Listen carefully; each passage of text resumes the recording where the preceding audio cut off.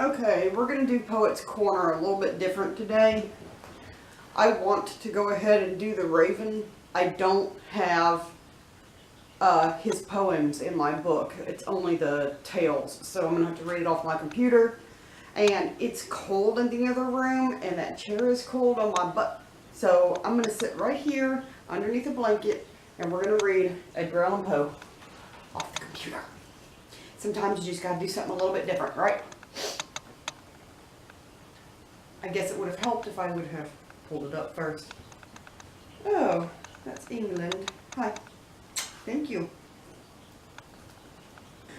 Once upon a midnight dreary, while I pondered, weak and weary, over many quaint and curious volumes of forgotten lore, while I nodded, nearly napping, suddenly there came a tapping, as one gently rapping at my chamber door.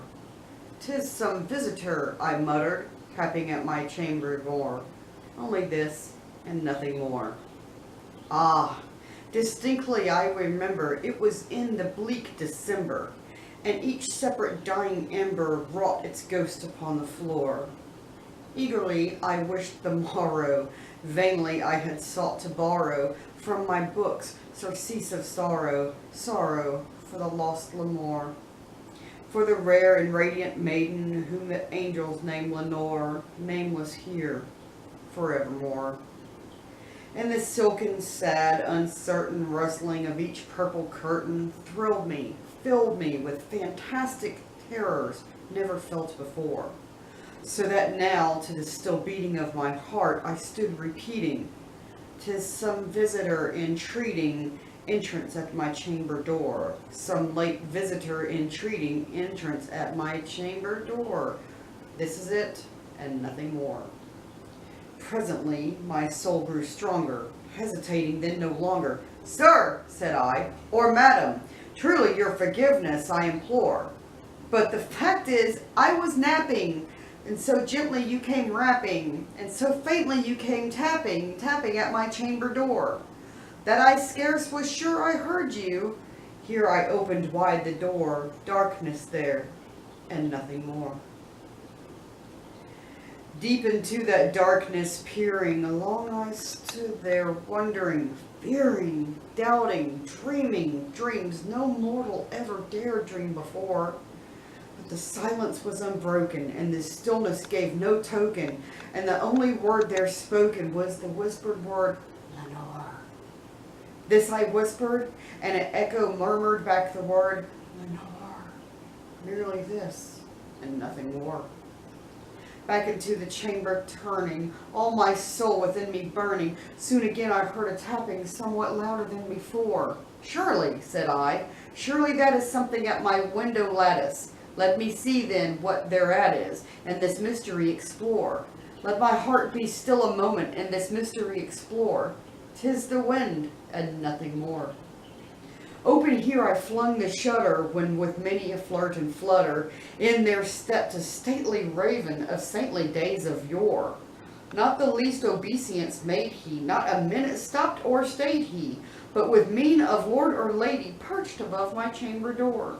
Perched upon a bust of Pallas, just upon my chamber door, perched and sat, and nothing more. Then this ebony bird beguiling my sad fancy into smiling, by the grave and stern decorum of the countenance it wore. "Though thy crest be shorn and shaven, thou," I said, "art sure not craven, ghastly, grim, and ancient raven, wandering from thy nightly shore. Tell me what thy lordly name is, on the night's Plutonian shore." Quoth the raven, "Nevermore." Much I marveled this ungainly fowl to hear discourse so plainly, though its answer little meaning, little relevancy bore. For we cannot help agreeing that no living human being ever yet was blessed with seeing bird above his chamber door, bird or beast upon the sculptured bust above his chamber door, with such a name as Nevermore. But the raven, sitting lonely on the plastic bust, spoke only that one word, as if his soul in that one word he did outpour. Nothing farther than he uttered, not a feather than he fluttered, till I scarcely more than muttered, other friends had flown before.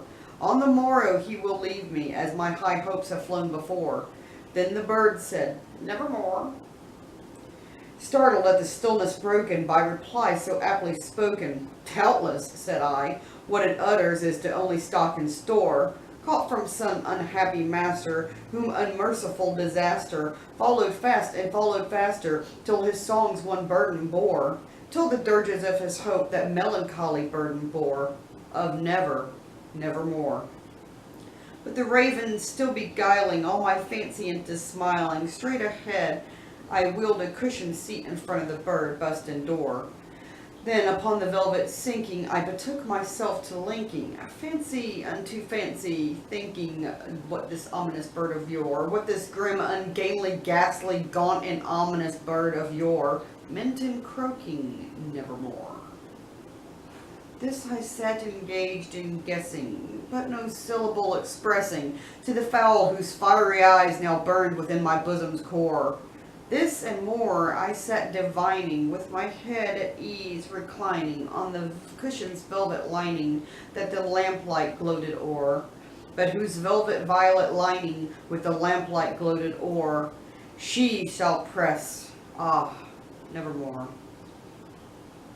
Then methought the air grew denser, perfumed with an unseen censer, swung by seraphim whose footfalls tinkled on the toughened floor. Wretch, I cried, thy God hath lent me, by these angels he hath sent thee, respite, nepenthe from the memories of Lenore. Quaff this kind nepenthe, and forget this lost Lenore. Quoth the raven, nevermore.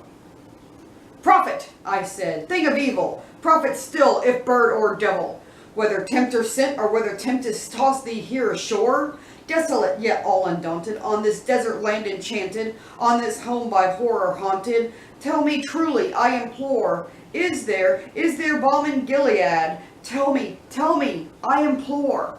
Quoth the raven, nevermore.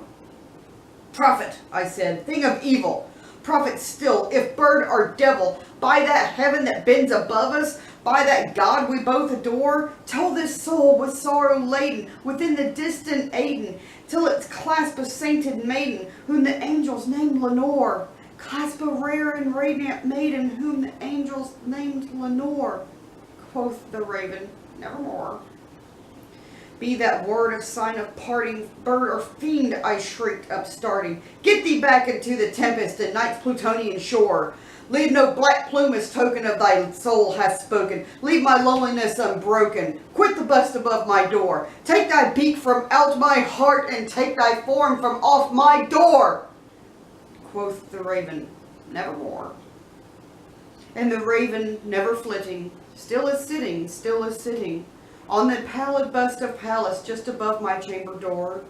And his eyes have all the semen of a demon that is dreaming, and the lamplight o'er him streams his shadow on the floor. And my soul from out that shadow that lies floating on the floor shall be lifted nevermore. That actually gives me chill bumps. I really, really love that poem. And it's no wonder it's a masterpiece. So, I know that this was a very short vlog, but I hope that you enjoyed it. I think next week I'm going to go ahead and start the Christmas Carol by Charles Dickens, and like I said, that'll be in 5 parts. It also depends on what happens next week.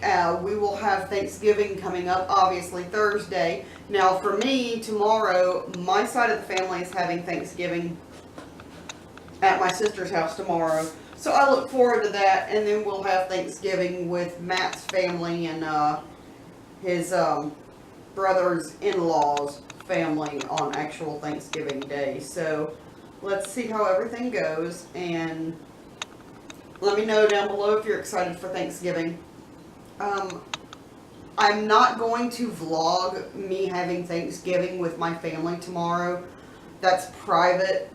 But I'm sure Matt and I will try to find something to get into if we can. Thanksgiving will be at 1, so I'm Hopefully by the time we get done we'll be able to do something, but I'm not sure what's going on yet. So we'll just see. Thanks for joining me. Bye.